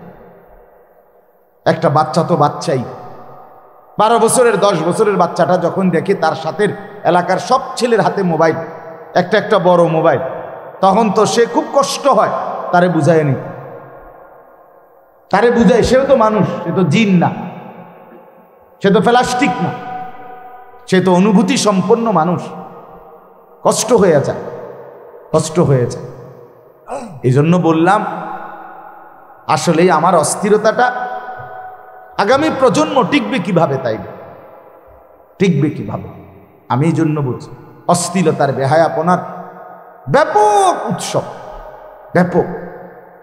মুসলমানের মেয়েরা, গ্রামে গঞ্জের মেয়েদেরও বেপর্দা ছাড়া পর্দায় থাকা, নিজের ইজ্জত, নিজের পর্দা, নিজের সতীত্ব, নিজেকে ঢেকে ঢুকে রাখা, আড়াল করে রাখা, এটা যেন মানতেই চায় না, মানতেই চায়। বোরকা খুলতে দিছে না যেই পরিবার, সেই পরিবারের নারী বোরকার নামে এখন লাল, নীল, হলুদ, বেগুনি বিচিত্র কালারের বোরকা, বিচিত্র ডিজাইনের বোরকা, বিচিত্র রকমের স্কার্ফ, এবং এটার মধ্যে আরো বেশি ফ্যাশনেবল আকর্ষণ এবং টাইট ফিটিং বানাইয়া এটারে আরো বেশি অসভ্য বানাইছে। তাইলে আমাদের সমাজ টিকবে কিভাবে? গুনাহের কারণে তো আল্লাহর আযাব আসতে থাকে বাপ, আল্লাহর আযাব আসে। কোরআনুল কারীমের মধ্যে আল্লাহ তাআলা স্পষ্টভাবে বলছে, আমি আল্লাহ তোমাদের অজান্তেই, তোমরা খেলতে খেলতে তামসা করছিলে, এই অবস্থায়ও আযাব দিতে পারি। তোমরা ঘুমিয়ে পড়ছ, আমি আল্লাহ এই অবস্থাতেও আযাব দিতে পারি। আফা আমিনা আহলুল কুরা আন ইয়াতিয়াহুম বাসুনা বায়াতাম ওয়া হুম নাঈমুন। আল্লাহ বলে, হায় জনপদবাসী, তোমরা কি এইভাবে নিরাপদে ঘুমিয়ে পড়েছ যে আমি আল্লাহর আযাব ঘুমন্ত অবস্থায় আসতে পারে না, এই কথা মনে করে ঘুমায় গেলা? আমি আল্লাহ কি ঘুমন্ত অবস্থায় তোমাদেরকে আযাব দিতে পারি না? কথা বলেন না, পারে কি বলেন না? আওয়া আমিনা আহলুল কুরা আন ইয়াতিয়াহুম বাসুনা দুহান ওয়া হুম ইয়ালআবুন। এর পরের আয়াতে আল্লাহ বলেন, তোমরা কি এই ভেবে নিজেকে নিরাপদ মনে করছো হে জনপদবাসী যে তোমরা খেলতামাশায় রত থাকবে দিনে দুপুরে, আর আমি তোমাদেরকে আযাব দেব না, এটাই মনে করেছো? আমি তো ইচ্ছে করলে খেলতামাশা অবস্থায় দিন দুপুরে আযাব দিতে পারি, আমি তো ইচ্ছে করলে ঘুমন্ত অবস্থায় আযাব দিতে। আমিনতুম মান ফিস সামাই আন ইয়াখসিফা বিকুমুল আরদা ফাইদা হিয়া তামুর। আল্লাহ বলে, আসমানে যেই রব আল্লাহ আছে, তোমরা কি সেই আল্লাহর ব্যাপারে নিজেদেরকে নিরাপদ মনে করছো? কি ভাবছো বান্দা? আমি আল্লাহ চাইলে তোমাদেরকে তো যেই অবস্থায় আছো ওই অবস্থায় রাইখাই মাটিটা তাৎক্ষণিক ধসাইয়া নিচে জিন্দা দাফন করে দিই। আম আমিনতুম মান ফিস সামাই আন নুরসিলা আলাইকুম হাসিবা। আল্লাহ বলেন, আমি তো ইচ্ছে করলে তোমরা আসমানে, আমি আল্লাহর ব্যাপারে কেমনে ভাবলা নিরাপদ? আমি তো ইচ্ছে করলে আসমান থেকে পাথরের বৃষ্টি বর্ষণ করে তোমাদেরকে ধ্বংস করে দিতে পারে। কোরআনুল কারীমে আল্লাহ তাআলা কত ভাবে যে বলছেন, কত ভাবে। আরো শুনাইতে থাকি, কেউ গ্রহণ করলেও আলহামদুলিল্লাহ, না করলেও বলার হক তো আদায় হইল, নেকি তো পাবো আশা করি। আল্লাহ তাআলা বলেন, আফা আমিনাল্লাযীনা মাকারুস সাইয়্যাত, তোমরা যারা গুনাহ আর নাফরমানির চক্রান্ত করছো, তোমরা কি নিরাপদ মনে করছো আমি আল্লাহ থেকে? আন ইয়াখসিফাল্লাহু বিহিমুল আরদা, আমি চাইলে তোমাদেরকে জীবন্ত মাটির নিচে ধসায় ফেলতে পারি। 2 আও ইয়াতিয়াহুমুল আযাবু মিন হাইসু লা ইয়াশউরুন, তোমরা ভাবতেও পারো নাই এরকম অজানা আযাব আমি তোমাদের কাছে নিয়ে আসতে পারি। করোনা আসবে তোমরা ভেবেছিলে কোনোদিন? কথা বলেন না কেন? করোনা কি সব তছনছ করে দিয়ে যায় নাই? করোনার ঘা এখনো সামলাইতে পারে নাই এমন অসংখ্য দেশ, এখনো ঘুরে দাঁড়াইতে পারে না। আল্লাহ বলেন, আমি তো এরকম অজানা, নাম না জানা আযাবও তো দিতে পারি। 3 নাম্বার, আও ইয়াখুযাহুম ফি তাকাল্লুবিহিম ফামা হুম বিমুজিজিন, আমি ইচ্ছা করলে চলন্ত অবস্থায়, চলতেছ কোথাও যাচ্ছ, এই হাঁটা অবস্থায়, চলন্ত অবস্থায়ও তো আমি আল্লাহ আযাব দিতে পারি। অ্যাক্সিডেন্ট বিপদ, তাৎক্ষণিক কোনো রোগ দিয়ে আমি আল্লাহ তাআলা তোমাকে শাস্তি দিতে পারি তো বান্দা, তখন তো তুমি আমি আল্লাহকে প্রতিহত করতে পারবা না। পারবে কি? গত 3 দিন আগে আমি দুপুরবেলা এক ছেলের জানাজা পড়ছি। আমার 22-23 বছরের এক ছেলে, চাঁদের মতো চেহারা, চাঁদের মতো চেহারা, এত সুন্দর চেহারা তার, লম্বা সুঠাম সুন্দর চেহারা। আগের দিন রাত্রে 11:30 বাজে সিএনজি ভাড়া করে একা কোথাও যাচ্ছিল, আপনার একটা কাভার্ড ভ্যান বাড়ি দিছে, এক বাড়িতে তাৎক্ষণিক জায়গা শেষ। পরের দিন দুপুরবেলা জানাজা হয়েছে। আমি বললাম, হায়, এই ছেলেকে তো তার আগের দিনও তার ঘরে তার মা বাপ লেফ কম্বল দিয়ে দিছে রাত্রিবেলা শীতে, আজকে যে সে কবরস্থ হবে, আজ রাত তার কবরে লেফ কম্বল কে দিবে? কবরের মধ্যেও তো ভীষণ ঠান্ডা, ঠান্ডা না? কথা বলেন না কেন? ঘরের চাইতে বাহিরে বেশি ঠান্ডা না? বাহিরের চাইতে মাটির নিচে বেশি ঠান্ডা না? তো এই ঠান্ডা কবরে এই যুবককে লেফ দিবে কে? কম্বল বিছাই দিবে কে?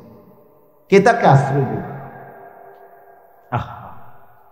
খুব মায়া লাগছে আমার। আজকে 3-4 দিন ধরে তার কথা মনে পড়ে। আমার ঘরে প্রতিবেশী, আমার পাশের প্রতিবেশী, তার বাবা জানাজার সামনে একটা শব্দ উচ্চারণ করতে পারে না, মানে একটা কথাও বলতে পারে না, যে আমার ছেলেটাকে মাফ করে দিয়েন, বা ছেলেটাকে, মানে বেচারা নির্বাক, কথাই বলতে পারছেন। 4টা মেয়ের পরে একটা ছেলে, কি পরিমাণ আদরের ছিল। তো আল্লাহ তাআলা বলেন, আও ইয়াখুযাহুম ফি তাকাল্লুবিহিম ফামা হুম বিমুজিজিন, আমার বান্দা আমি চলন্ত অবস্থায় ধ্বংস করতে পারি, শেষ করে দিতে পারি। এরপরে আও ইয়াখুযাহুম আলা তাকাব্বুফ, আমি আল্লাহ তাআলা ধীরে ধীরে তানাক্কুস, তোমার অর্থ, সম্পদ, শক্তি, যৌবন, নেতৃত্ব, কর্তৃত্ব, বংশের বাহাদুরি, যাই ছিল তোমার সব কিছু ধীরে ধীরে কমাইয়া কমাইয়া একটা সময় নিশ্চিহ্ন করে দিতে পারি। এমনও তো কত ফ্যামিলি আছে, যেই ফ্যামিলি একসময় জমিদার ছিল, টাকাওয়ালা, ক্ষমতাওয়ালা, আজকে 70 বছর পরে, 30 বছর পরে, 50 বছর পরে তাদের কোনো নাম নিশানাও নাই, তাদের বংশধর অভাব আর দারিদ্রতার মধ্যেই পড়ে আছে। এমনকি 1-2টা।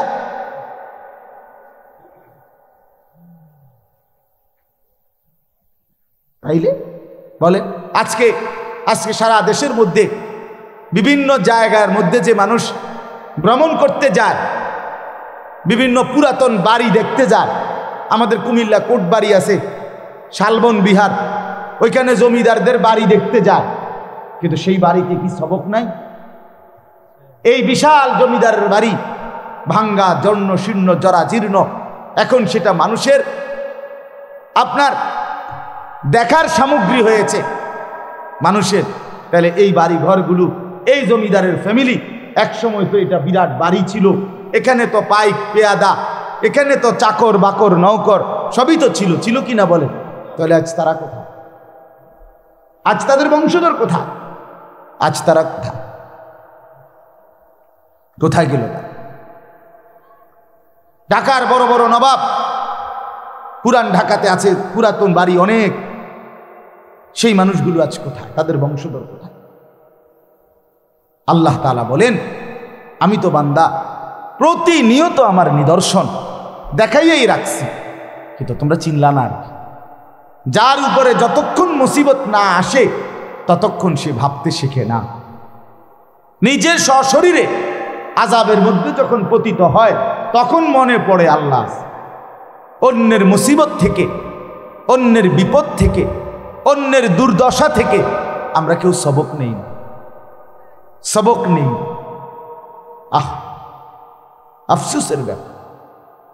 আমরা লাশ দেখেও, জানাজা দেখেও, জানাজার মাঠেও, লাশের সামনেও অসংখ্য মানুষ ছবি তুলতে থাকে। তার মানে তার অসভ্যতা গেল না, গেল না। এই জন্য বাপ আল্লাহ তাআলা কোরআনুল কারীমের মধ্যে বহুভাবে কথা এটা বলছে, বান্দা আওয়ালাম ইয়ালাম আন্নাল্লাহা কাদ আহলাকা মিন ক্বাবলিহি মিনাল কুরুন মান হুয়া আশাদ্দু মিনহু কুওয়াতান ওয়া আকতারু জামআ। আল্লাহ বলে, বান্দা তোমরা কি জানো আমি আল্লাহ তোমাদের পূর্বে অসংখ্য জাতি গোষ্ঠীকে, যাদের শক্তিও ছিল অনেক, যাদের সম্পদও ছিল অনেক, আমি শক্তিতে এবং সম্পদে অনেক এমন অসংখ্য জাতিকে আমি আল্লাহ আহলাকা ধ্বংস করে দিয়েছি, ধ্বংস করে দিয়েছি। তোমরা বাড়াবাড়ি করো না বান্দা, তোমরা সীমা লঙ্ঘন করো না। আমার ভাই, আমার বন্ধু, এই সমাজে যাদের মাধ্যমে গুনাহ ছড়ায়, অশ্লীলতা ছড়ায়, বেহায়াপনা ছড়ায়, খোদার কসম আল্লাহ তাআলা তাদের জন্য বড় ভয়ানক হুঁশিয়ারি দিয়েছে। মনে এই আয়াতে আমি শুধু পড়ছি, কালকের এই দৃশ্য দেখে খুব আফসোস করে মনে হল, হায় বাংলাদেশ কোথায় নেমে গেল, হায় ঢাকা, সারা জীবন ছোটবেলায় পড়ছি মসজিদের নগরী। ঢাকাকে তো মসজিদের নগরী, ঢাকায় অগণিত মসজিদ, সেই মসজিদের নগরী, এখানে এই পরিমাণ বাজি ফুটলো কেন? এখানে এই পরিমাণ আতশবাজি ফুটলো কেন? এখানে এই পরিমাণ অর্থের, সময়ের নিদারুণ অপচয় হলো কেন? আমাদের প্রজন্ম কোথায় গিয়ে দাঁড়াচ্ছে? এই আয়াতটা আপনাদেরকে পড়েছি, এটা বললেই আমার কথা শেষ। কোরআনুল কারীমের 18 নম্বর পারা, কোরআনুল কারীমের 24 নম্বর সূরা। এই সূরার নাম হচ্ছে সূরা নূর। এই সূরার 2টা আয়াত, 19 নম্বর 20 নম্বর, এই 2টি আয়াত আমি পড়েছি। একটু মনোযোগ দিয়ে শুনেন, তাইলে আমার কথা শেষ। ছেলেরা তোমরাও শুনো ভাই, সবাই একসাথে শুনবে না, সবাই একসাথে বুঝবে না, বাকি আমরা বলেই যাব বাস, কেউ না শুনুক, সবাই প্রত্যাখ্যান করুক, এটা আমাদের কোনো লস নাই। আমি আজ 18 বছর আপনাদের কাছে আসা দেওয়া করি, কোনো লস নেই, কোনো লস নেই। 18 বছরে যদি একজনও পরিবর্তন না হয়, আমার বলার দ্বারা কোনো লস নেই। কারণ আমার বলার দ্বারা আমি যা চাই, আখিরাতের মুক্তি, পরকালের নেকি, এটা আপনাদের কারো হাতে না, এটা আল্লাহর হাতে। আর আল্লাহ তাআলা বলেন সেটা আমি দিতেই থাকব। সেটা তো আপনাদের কারো হাতে না। নেকি আপনাদের হাতে, আপনাদের বাপের হাতে না, কারো হাতে নেকি আল্লাহর হাতে। এজন্য লস নাই, এই আশাই বলে থাকি। তো আল্লাহ তাআলা বলেন, ইন্নাল্লাযীনা ইউহিব্বুনা আন তাশিআল ফাহিশাতু ফিল্লাযীনা আমানু, নিশ্চয়ই যারা পছন্দ করে, নিশ্চয়ই যারা আয়োজন করে, নিশ্চয়ই যারা আকাঙ্ক্ষা করে, আন তাশিআল ফাহিশাতু, ছড়িয়ে পড়ুক অশ্লীলতা, বেহায়াপনা, নির্লজ্জতা, অসভ্যতা, নোংরামি, ফিল্লাযীনা আমানু, মুসলমানের সমাজে, ইমানদারদের পরিবেশে। আল্লাহ বলে যারা চায় মুসলমানের সমাজ, পাড়া মহল্লায়, এলাকায়, জনপদে, মুসলিম জনবসতিতে বেহায়াপনা ছড়িয়ে পড়ুক, নগ্নতা ছড়িয়ে পড়ুক, অসভ্যতা ছড়িয়ে পড়ুক, গান বাদ্য, জিনা ব্যভিচার, নারীর নৃত্য, অসভ্য নোংরামি ছড়িয়ে যাক, আল্লাহ বলেন লাহুম আযাবুন আলীম, তাদের জন্য রয়েছে আমি আল্লাহর পক্ষ থেকে যন্ত্রণাদায়ক আযাব। যন্ত্রণাদায়ক আযাব কোথায়? ফিদ দুনিয়া, ফিদ দুনিয়া, দুনিয়াতেও, ওয়াল আখিরা, আখিরাত, আখিরা। এটা হলো ভয়ঙ্কর কথা।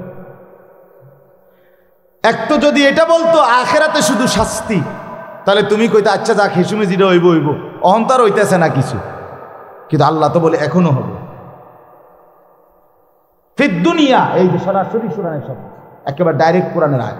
ফিদ দুনিয়া, আমি আল্লাহ অশ্লীলতার প্রচার করে যারা, অশ্লীলতার প্রসার করে যারা, যে ছেলের দ্বারা সমাজে নোংরামি ছড়ায়, যেই বেপর্দা মেয়ে নারীর দ্বারা সমাজে নোংরামি ছড়ায়, যুবকের চরিত্র নষ্ট হয়, যুবতীর চরিত্র নষ্ট হয়, যে বন্ধুর কারণে আরেক বন্ধুর চরিত্র নষ্ট হয়, আল্লাহ তাআলা বলেন তাদের জন্য দুনিয়াতেও রয়েছে কঠোর শাস্তি, আখিরাতেও রয়েছে। আল্লাহু ইয়ালামু ওয়া আনতুম লা তা'লামুন। কিন্তু কার শাস্তি কেমন, কাকে আমি কিরকম আযাব দেব, সেটা আমি শুধু জানি, তোমরা জানো না। সবার কোনো খাড় করাইয়া সিরিয়ালে 10টা করে থাপ্পড় দিয়ে দেবো, বিষয়টা এমন না। সবাই একটা একটা জুতার বাড়ি দিয়ে দেবো, এটা এমন না। কার আযাব কেমন হবে, কাকে আমি কোন মুসিবতে ফেলবো, সেটা শুধু আমিই জানি, তোমরা জানো না, তোমরা জানো। এই হলো প্রথম আয়াত। আমার বাপ, তাইলে আপনারা খেয়াল করে দেখেন, গতকালকেও আমি স্পষ্ট বলেছি 3টা জিনিস। এই গতকালকে যে বর্ষ শেষ হলো 31শে ডিসেম্বর, আজকে 1 জানুয়ারি,